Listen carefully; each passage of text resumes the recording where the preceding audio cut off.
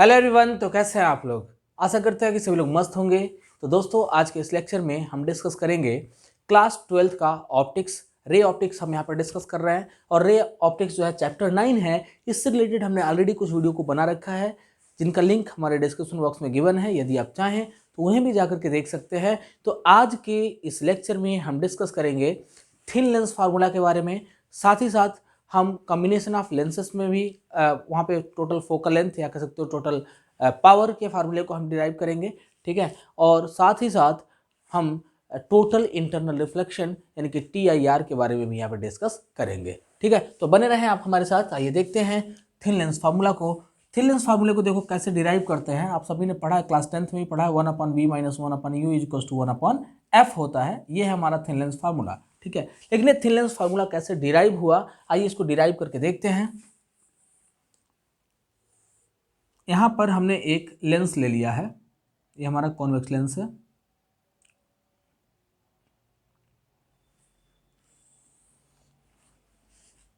ये हो गया इसका ऑप्टिकल सेंटर, जिसको हमने O से रिप्रेजेंट कर दिया। Let us suppose this point is C1 and this is F1, okay, and this point is F2, so this will become C2, ठीक है। यहाँ पर हमने एक ऑब्जेक्ट को ले लिया है। इस ऑब्जेक्ट का नाम हमने दिया AB। पहला रे ऑफ लाइट को प्रिंसिपल एक्सिस के पैरेलल फॉल करा दो, तो आप जानते हैं कि इसका जो रिफ्रैक्शन होगा वो फोकस से होगा, F2 से होगा, ठीक है। और दूसरा कंडीशन अप्लाई करो, रे ऑफ लाइट को ऑप्टिकल सेंटर से पास कराओ, तो दोनों ही एक दूसरे को किसी एक पॉइंट पे इंटरसेक्ट करेंगे, ठीक है। अब देखना ये है कि दोनों एक दूसरे को किस पॉइंट पर इंटरसेक्ट करते हैं, और जहाँ पर दोनों एक दूसरे को इंटरसेक्ट करेंगे वहीं पर इमेज का फॉर्मेशन हो जाएगा, ठीक है जी। ये थोड़ा सा एकदम स्ट्रेट नहीं हो पा रहा है, आप स्केल के हेल्प से बनाइएगा तो एकदम स्ट्रेट इमेज बनेगा। तो दोनों एक दूसरे को जहाँ पर इंटरसेक्ट किए वहाँ पे इमेज का फॉर्मेशन हो गया, मीन्स B' A' हमारा इमेज मिल गया, ठीक है। अब देखो यहाँ पर आपको दिखाई दे रहा होगा, इस पॉइंट को हमने मान लिया M। यहाँ पर देख सकते हो triangle ABO and triangle A'-B'O, ये दोनों ही ट्रायंगल सिमिलर हैं। सिमिलर कैसे हैं इसको देखते हैं। देखो ये एंगल 90 डिग्री का, ये एंगल भी 90 डिग्री का, ये दोनों का वर्टिकली अपोजिट एंगल है, यानी दोनों एक दूसरे के बराबर ऑलरेडी हैं, ठीक है। तो कहते तो भाई angle similarity triangle ABO is similar to triangle A'-B'O, ठीक है। तो यहाँ पे देखते हैं क्या, हियर ट्रायंगल, कौन सा ट्रायंगल है, राइट एंगल ट्रायंगल है, तो ऐसे लिखते हैं here right angle triangle ABO is similar to right angle triangle A'-B'O, ठीक है। और हम जानते हैं कि कभी भी अगर दो ट्रायंगल एक दूसरे के सिमिलर होंगे तो वहाँ पर हम थेल्स थ्योरम अप्लाई कर सकते हैं, या कह सकते हो BPT थ्योरम अप्लाई कर सकते हैं। So according to basic proportionality theorem इसके करस्पॉन्डिंग साइड का रेशियो एक बराबर मिल जाएगा हमें। तो यहाँ पे लिख सकते हो AB upon A'-B' is equals to OB upon OB', ठीक है। ये हमारा पहला इक्वेशन मिल गया, ओके। एंड हियर यहाँ पे एक चीज़ और ध्यान देना, ये जो ट्रायंगल है MOF2 ये भी सिमिलर होगा किसके, A'-B'-F2 के, क्योंकि ये दो देख रहे हो ये दोनों एंगल वर्टिकली अपोजिट एंगल हैं, तो वर्टिकली अपोजिट एंगल ये दोनों एंगल इक्वल हो जाएंगे। और ये भी एंगल 90 का, and this angle is also equal to 90 degree. So we can say here triangle MOF2 is also similar to triangle A'-B'-F2, ठीक है। तो यहाँ पे लिखते हैं क्या, and right angle triangle MOF2 is also similar to right angle triangle A'-B'-F2, ठीक है। यदि ये दोनों ट्रायंगल सिमिलर होंगे तो कह सकते हो कि इनके भी करस्पॉन्डिंग साइड के रेशियो बराबर हो जाएंगे। तो हम यहाँ पे लिख सकते हैं MO upon A'-B' is equal to OF2 upon B'-C, sorry B'-F2 है, B'-F2 हो गया। अच्छा देखो ध्यान से, यहाँ पे MO AB के बराबर होगा, क्योंकि आप देख रहे हैं कि लाइन सीधे पैरेलल जा रहा है, तो कह सकते हो इसी को हम ऐसे भी लिख सकते हैं AB upon A'-B' is equal to OF2 को ऐसे ही रहने दो। और यहाँ पे देखो B'-F2 को अगर हम चाहें तो लिख सकते हैं OB' माइनस OF2, ठीक है ना। इस पूरे डिस्टेंस में से इस डिस्टेंस को माइनस करोगे तो ये दूरी आपको मिल जाएगी। तो लिख सकते हो क्या, OB डैश माइनस OF2, तो यहाँ पे लिखेंगे क्या, OB prime minus OF2। Okay, ये हमें मिल गया दूसरा इक्वेशन। और देखो फर्स्ट इक्वेशन और सेकंड इक्वेशन, दोनों इक्वेशन को हम चाहे तो कोरिलेट कर सकते हैं। तो यहाँ पर लिखेंगे on comparing equation first and second we get, देखो हमें क्या मिल जाएगा, हमें मिलेगा OB upon OB dash is equals to OF2 upon OB prime minus OF2, ठीक है। अब देखो यहाँ पे OB क्या है, ऑब्जेक्ट डिस्टेंस, तो लिख सकते हो since OB is equals to object distance, जिसको माइनस साइन से रिप्रेजेंट करेंगे according to sign of convention. यदि आपने साइन ऑफ कन्वेंशन पढ़ा है तो आपको ये चीज़ क्लियर होगा कि OB का वैल्यू नेगेटिव क्यों हो रहा है, ठीक है। दूसरा है आपका OB डैश, OB डैश क्या है, इमेज डिस्टेंस जो कि पॉजिटिव होगा, और OF2 जो है ये फोकल लेंथ है जो कि पॉजिटिव होगा, ठीक है। तो इन सारे वैल्यूज को हम इस इक्वेशन में पुट कर देते हैं। तो on putting the above values in first equation, sorry इसको हम मान लेते हैं थर्ड इक्वेशन। तो इन थर्ड इक्वेशन, ठीक है, तीसरी इक्वेशन जो इस वैल्यू को रखोगे तो OB का देखिए फार्मूला हमें मिला U अपॉन V मिल गया, ये वाला term.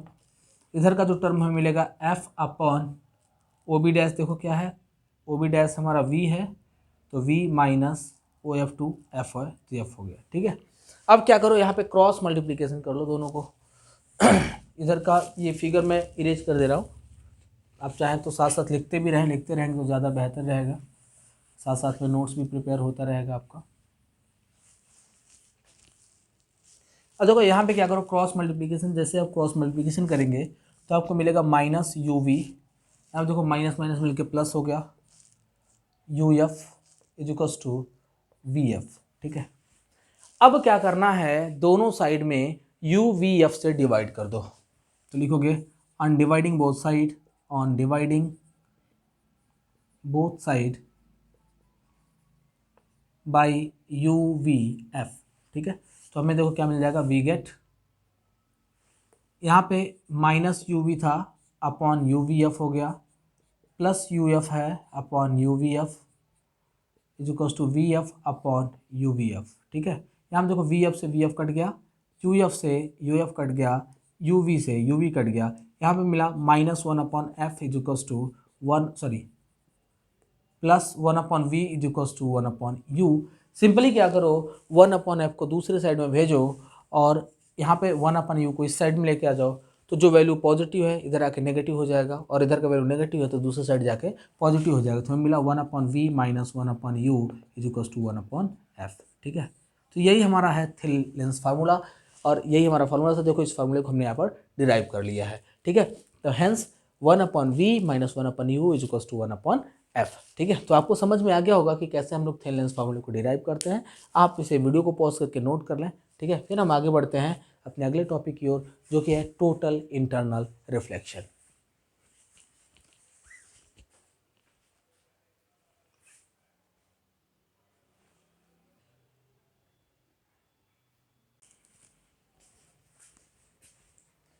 So guys, in this video we will discuss about total internal reflection, ठीक है।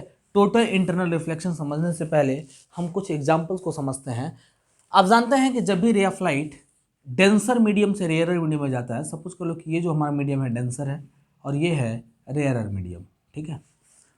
आप सभी जानते हैं कि यदि रे ऑफ लाइट किसी डेंसर मीडियम से रेयरर मीडियम में जाएगा, थोड़ा सा टेढ़ा हो गया, इसे स्ट्रेट में बनाते हैं, ठीक है। सपोज कर लो कि यदि कोई रे ऑफ लाइट है वो डेंसर मीडियम से रेयरर मीडियम में जाएगा, उसकी बेंडिंग अवे फ्रॉम नॉर्मल होती है। आप सभी को पता होगा कि यदि रे ऑफ लाइट डेंसर से रेयरर जाएगी तो इसका जो बेंडिंग होगा वो कैसे होगा, ऐसे अवे फ्रॉम नॉर्मल होगा, ठीक है। यहाँ पर ये देख रहे हो, ये है एंगल ऑफ इंसिडेंस, ये हो गया एंगल ऑफ रिफ्रैक्शन। एक चीज़ ध्यान देना बच्चों कि जैसे जैसे यहाँ पे एंगल ऑफ इंसिडेंस को बढ़ाते जाओगे वैसे वैसे एंगल ऑफ रिफ्रैक्शन की वैल्यू भी बढ़ती जाएगी, ठीक है। हमने थोड़ा सा इस एंगल ऑफ इंसिडेंस को बढ़ाया तो थोड़ा एंगल ऑफ रिफ्रैक्शन बढ़ गया, थोड़ा और बढ़ाया थोड़ा और बढ़ गया, ठीक है ना।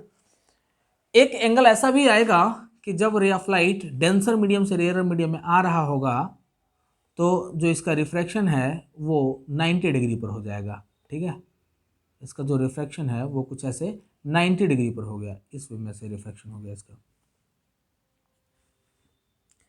इस एंगल को हम बोलते हैं क्रिटिकल एंगल। ठीक है जी, इसे क्या बोलते हैं हम? क्रिटिकल एंगल कहते हैं। तो यहां पे ध्यान देना, आपने ये समझ लिया होगा कि क्रिटिकल एंगल क्या होता है। क्रिटिकल एंगल वह एंगल होता है जिससे कभी भी ray of light denser medium से रेयर मीडियम में जाता है। देखो ऊपर हमने डेंसर लिख रखा है, इसलिए हर जगह डेंसर नहीं लिख रहा हूँ। ठीक है, आप समझ लेना कि ऊपर वाला मीडियम डेंसर है और नीचे वाला मीडियम जो है रेयर है। तो हम जानते हैं कि जब भी ray of light denser medium से रेयर मीडियम में जाएगा और वह एंगल जिस एंगल से जाने पर इसका रिफ्रैक्शन 90 डिग्री पर हो जाए, उस एंगल को हम बोलते हैं क्रिटिकल एंगल। ठीक है, अब यदि सपोज कर लो कि हम अपने एंगल ऑफ इंसिडेंस को क्रिटिकल एंगल से भी ज़्यादा कर दें तो क्या होगा? ठीक है, तो यदि हम अपने एंगल ऑफ इंसिडेंस को क्रिटिकल एंगल से भी ज़्यादा कर देंगे तो देखिएगा हमें क्या मिलेगा या कैसा कंडीशन शो होगा। तो यहाँ पर देखो जनरली होगा क्या कि जो रे ऑफ लाइट है जिस मीडियम से जा रहा था इसी मीडियम में वापस आ जाएगा। ठीक है, क्योंकि अब ये थोड़ा और ज़्यादा बेंड करेगा और ज़्यादा बेंड करेगा तो जिस मीडियम से आया उसी मीडियम में वापस चला जाएगा। तो देखो जनरली ये यहाँ पे हो क्या रहा है, यहाँ पे हो रहा है रिफ्रैक्शन। ठीक है, क्योंकि देखो रे ऑफ लाइट ये है एंगल ऑफ इंसिडेंस और ये रहा पूरा एंगल ऑफ रिफ्रैक्शन। ठीक है, ये पहले कंडीशन में जो आई है वो क्रिटिकल एंगल से छोटा है। ठीक है, यहाँ पे आई क्रिटिकल एंगल के बराबर है और यहाँ पे जो एंगल ऑफ इंसिडेंस है it is greater than critical angle. ठीक है, और जब क्रिटिकल एंगल से ज़्यादा होगा तो रे ऑफ लाइट जिस मीडियम से जा रहा था उसी मीडियम में वापस हो जाएगा, क्योंकि इसका एंगल ऑफ रिफ्रैक्शन काफ़ी ज़्यादा होगा, 90 से भी ज़्यादा हो जाएगा, इसलिए इसकी बेंडिंग सेम मीडियम हो जाएगी। ठीक है, देखो ये हमें क्या लग रहा है देखकर हमें लग रहा है कि रिफ्लेक्शन हो रहा है, लेकिन रियली में क्या हो रहा है? रिफ्रैक्शन। ठीक है, तो इसी प्रोसेस को हम बोलते हैं टोटल इंटरनल रिफ्लेक्शन। ठीक है, तो आप सभी को समझ में आ गया होगा कि टोटल इंटरनल रिफ्लेक्शन क्या होता है। ठीक है, इसके देखो कई सारे एप्लीकेशंस हैं। जैसे मैं पहले एप्लीकेशन की बात करूं तो पहला एप्लीकेशन है मिरेज। ठीक है, मिरेज देखो क्या होता है, अगर आप कहीं दूर जा रहे हो, मान लो हॉट समर डेज है। ठीक है, और हॉट समर डे में आप हाईवे पे ट्रेवलिंग कर रहे हैं। ठीक है, तो आपको ऐसा अपीयर होगा कि कुछ दूरी पर पानी है, रोड पर ही पानी है। ठीक है, लेकिन जब हम उसके क्लोजर जाते हैं तो हमें पता चलता है कि यहाँ पे पानी नहीं है। ठीक है, ऐसा कैसे होता है इस चीज़ को समझते हैं। जनरली होगा क्या कि जो हॉट समर डे होगा उस कंडीशन में हाईवे के करीब वाला जो एयर होगा वो हॉट हो जाएगा और हॉट होने के कारण इसकी डेंसिटी कम हो जाएगी। ठीक है, और जब डेंसिटी कम होगी तो कह सकते हो ये मीडियम रेयरर हो जाएगा और इसके ऊपर वाला जो लेयर ऑफ एयर होगा वो डेंसर हो जाएगा। ठीक है, और जब हम देखते हैं तो हम काफ़ी दूर से देखते हैं और हमारा एंगल ऑफ विजन इस क्रिटिकल एंगल से ज़्यादा रहता है, और क्रिटिकल एंगल से ज़्यादा होने के कारण रे ऑफ लाइट जो है वो कुछ इस वे में ऐसे जाती है, तो ऐसे बेंड कर जाती है। ठीक है, पूरे नीचे तक नहीं जा पाती और जनरली हमें ये पता चलता है कि जो ऑब्जेक्ट यहाँ पर था उसका इमेज बन रहा है नीचे की तरफ, और जब नीचे की तरफ इमेज बनेगा तो हम कह सकते हैं कि यहाँ पे कुछ ना कुछ वाटर के मॉलिक्यूल हैं या सीसा, कुछ ना कुछ तो ऐसा है जो जिसके कारण जो भी व्हीकल्स मूव कर रहे हैं या वहाँ पे पेड़ वगैरह जो भी हैं उनका इमेज नीचे की तरफ बन रहा है। ठीक है, लेकिन वहाँ पे वाटर नहीं होता, वहाँ पर जो प्रोसेस होता है वो होगा टोटल इंटरनल रिफ्लेक्शन। ठीक है, इसे हम बोलते हैं मिरेज। एक होता है लूमिंग होता है। अगर सपोज करो बहुत ज़्यादा ठंडी का मौसम है, आप बर्फीले जगह पर चले जाएँ तो वहाँ पर क्या होगा, अगर आप देखेंगे तो नीचे का जो एयर होगा वो डेंसर हो जाएगा और जो ऊपर वाला लेयर होगा एयर का वो रेयरर होगा। ठीक है, अगर कोई बर्ड उड़ते हुए जा रही है और हम काफ़ी दूर से उस चिड़िया को देख रहे हैं तो हमें ऐसा फील होगा कि वहाँ पर दो चिड़िया हैं। ठीक है, ये भी क्यों पॉसिबल हो पा रहा है, क्योंकि एक उसका वर्चुअल इमेज बन जाएगा और इस प्रोसेस को हम बोलते हैं सुपर मिरेज या फिर बोलते हैं इसे लूमिंग। ठीक है, तो ये भी आपने समझ लिया होगा। फिर से ऑप्टिकल फाइबर में टोटल इंटरनल रिफ्लेक्शन का इस्तेमाल होता है। फिर मैं बात करूं रेनबो का, रेनबो में टोटल इंटरनल का रिफ्लेक्शन टोटल इंटरनल रिफ्लेक्शन का इस्तेमाल होता है। ठीक है, और डायमंड की अगर बात कर लो, डायमंड जो होता है वो अपना ब्रिलियंस इसीलिए शो कर पाता है क्योंकि इसका जो शेप है, इसका शेप कुछ इस वे में बनाया गया रहता है। ठीक है, इसका जो कटिंग होता है शेप का वो कुछ ऐसा बनाया गया रहता है कि रे ऑफ लाइट एक बार यदि इसके अंदर घुस जाए तो फिर वो इसके अंदर टोटल इंटरनल रिफ्लेक्शन करते रहता है। ठीक है, और काफ़ी देर तक टोटल इंटरनल रिफ्लेक्शन करने के बाद में ही बाहर निकल पाता है। ठीक है, तो इसीलिए ये जो डायमंड है वो बहुत ही ज़्यादा चमकीला होता है। अगर हम इसके शेप को इस वे में ना बनाएं तो डायमंड भी उतना ज़्यादा चमकीला नहीं होगा जितना कि दिखता है। तो पहला हम बताते हैं आपको कि कॉम्बिनेशन ऑफ थिन लेंसेज के केस में हमें फाइंड करना है, इसका फोकल लेंथ फाइंड करना है और साथ ही साथ हमें फाइंड करना होगा इसका पावर। ठीक है, पावर और फोकल लेंथ हमें फाइंड करना होगा अगर दो लेंस आपस में कंबाइंड हो इन दैट केस। ठीक है, दो लेंस के लिए भी कर सकते हो, तीन लेंस के लिए भी कर सकते हो, इनफाइनाइट लेंसेस ले सकते हैं हम, और सभी के केस में हम सभी को आपस में कंबाइन करके हम पावर फाइंड कर सकते हैं कि लेंस का पावर कितना होगा। ठीक है, तो ध्यान से देखना कि यहाँ पर हमने क्या किया, एक पहला लेंस ले लिया, दो थिन लेंस लेना हमें, एक पहला लेंस ले लिया L1 और ये दूसरा लेंस हम लेते हैं, सेकेंड लेंस है L2। ठीक है जी, तो ये हमें सेकेंड लेंस मिल गया L2। यहाँ पे देखिएगा वही सेम कंडीशन हमें लेना है, एक हमने पॉइंट ऑब्जेक्ट ले लिया, इस पॉइंट ऑब्जेक्ट से रे ऑफ लाइट ऐसे जा रहा है, तो हम जानते हैं कि फर्स्ट वाले लेंस के थ्रू ये थोड़ा कन्वर्ज होगा और कन्वर्ज होकर के ऐसे कह सकते हो कि इमेज का फॉर्मेशन कुछ यहाँ पे करेगा। ठीक है, यानी कि यदि हम देखें तो फर्स्ट वाले लेंस के थ्रू जो इमेज बना वो यहाँ पर बनना चाहिए। ठीक है, इसको हमने I1 नाम दे दिया, I1 पे बनना चाहिए।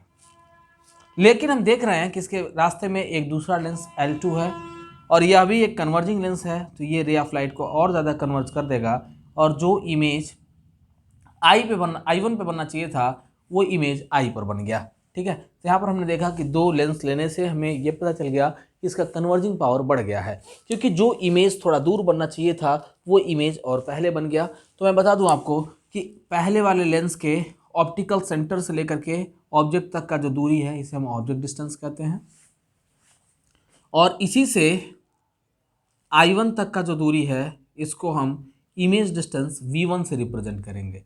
ठीक है, सॉरी, वन मोर थिंग, जो फर्स्ट वाले लेंस से इमेज जो फॉर्म हुआ है यह इमेज सेकेंड वाले लेंस के लिए एक ऑब्जेक्ट के जैसा बिहेवियर शो करेगा, यानी कि फर्स्ट वाले केस में जो इमेज बना वो दूसरे वाले लेंस के लिए इमेज डिस्टेंस माना जाएगा, सॉरी ऑब्जेक्ट डिस्टेंस माना जाएगा। ठीक है, और फाइनली जो इमेज बन रहा है वो यहाँ आई पे बन रहा है, तो कह सकते हो कि इसके ऑप्टिकल सेंटर से लेकर यानी यहाँ से लेकर के यहाँ तक जो दूरी है इसको हमने वी कंसिडर कर लिया। ठीक है ना, अब देखो, अब हम क्या करेंगे, यहाँ पे फार्मूले को डिराइव करेंगे। देखिए कैसे हम फार्मूले को डिराइव करते हैं, इस चीज़ पे ध्यान दीजिएगा। तो ऐसे लिखोगे क्या, as we know that according to thin lens formula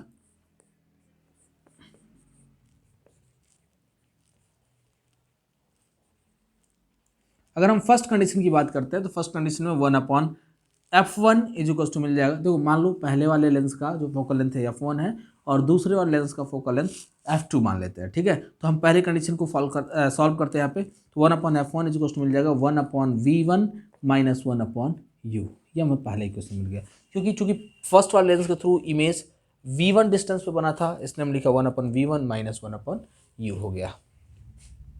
and 1/f2 देखो कितना मिलेगा, 1/f2 इज इक्वल टू मिल जाएगा 1/v माइनस 1/v1। ठीक है, क्योंकि आप देख रहे हैं कि फर्स्ट वाले लेंस के थ्रू जो इमेज बना है वो सेकंड वाले लेंस के लिए एज ए ऑब्जेक्ट वर्क करेगा। ठीक है, इसलिए हमने यहाँ पे लिखा 1/v क्योंकि इसका इमेज है, और 1/v1 इसका क्या हो गया, ऑब्जेक्ट हो गया। ठीक है, ऑब्जेक्ट डिस्टेंस हो गया। तो यहाँ पे हम क्या करते हैं, दोनों इक्वेशन को ऐड कर दो, on adding first and second equation we get। ठीक है, दोनों इक्वेशन को जब आप आपस में ऐड करोगे तो आपको मिल जाएगा 1/f is equal to, sorry 1/f1 plus 1/f2 is equal to 1/v1 minus 1/u plus 1/v minus 1/v1। अब यहाँ पे देखो 1/v1 और 1/v1 कैंसिल हो जाएगा क्योंकि एक वैल्यू पॉजिटिव है और दूसरा वैल्यू नेगेटिव है, तो एक वैल्यू से दूसरा कैंसिल हो गया और हमें मिला 1/u, sorry 1/v minus 1/u लिख सकते थे इसको, तो लिख लिया हमने, is equal to 1/f1 plus 1/f2। बच्चों आपने एक चीज़ पढ़ा है, थिन लेंस फार्मूले को पढ़ा हुआ है। ठीक है, तो according to thin lens formula we can say 1/v-1/u 1/f का फार्मूला होता है, तो 1/f इज इक्वल टू मिल गया 1/f1 प्लस 1/f2। ठीक है, ये हमें मिल गया टोटल फोकल लेंथ। अगर सपोज कर लो n नंबर ऑफ लेंसेस होते तो क्या होता, तो यहाँ पे लिखोगे for n number of lenses, n number of lenses 1/f is equal to 1/f1 plus 1/f2 plus so on plus 1/fn हो जाता है। ठीक है जी। अब देखो इसके हेल्प से हम पावर भी फाइंड कर सकते हैं, क्योंकि हम जानते हैं since power is equal to होता है 1/f, इसलिए हम लिख सकते हैं पावर इज इक्वल टू यही 1/f का वैल्यू लिख लो, तो 1/f1 प्लस 1/f2 और 1/f1 क्या हो जाएगा p1। ठीक है, 1/f2 क्या होगा p2, तो p1 plus p2 plus so on plus pn। ठीक है, ये हमें फॉर्मूला मिल गया पावर का। ठीक है, तो यकीनन आपको समझ में आया होगा, तो जल्दी से इस वीडियो को पॉज करके नोट करें।